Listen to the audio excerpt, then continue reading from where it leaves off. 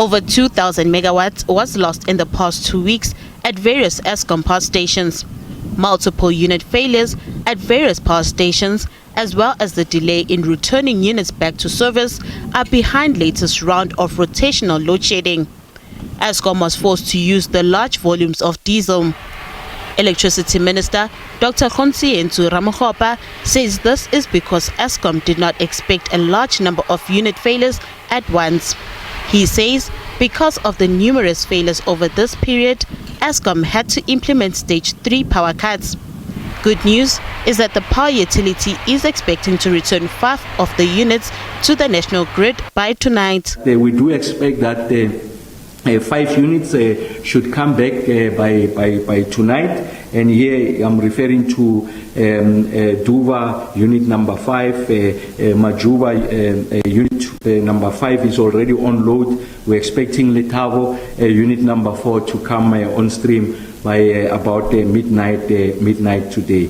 And then we're also expecting about 2 units to come back tomorrow. That's Duva Unit 6 and Arnold Unit 3. Of course, this messaging is a function of our ability to keep to these timelines. And of course, you can see that some of them were already delayed their return to service, but we are confident about the ability of bringing these units back on stream to ensure that we are able to address this situation. Meanwhile, Ramokgopa says transmission financing is at an advanced stage and will be presented in the next cabinet sitting.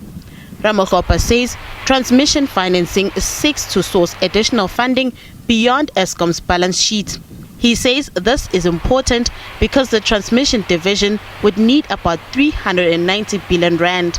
And we know that for us to be able to accelerate the rollout, the expansion and the strengthening of transmission, we need anything upwards of 390 billion rand. Like I said, the financing facility that has been made available within the context of the JED-IP will be part of the totality of the resources that are available to help us to address the requirements on the transmission, and of course we'll expand the flow of those sources to go beyond what the international partners groups are offering, to look at the other sources of financing, pull this together within a particular governance dispensation. On Sunday, Eskom announced that Unit 1 at Kubek Power Station was successfully synchronized to the grid.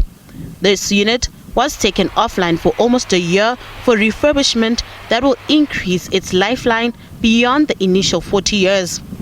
Kubek Power Station is the only nuclear power station in the country with a total capacity of 1,860 megawatts.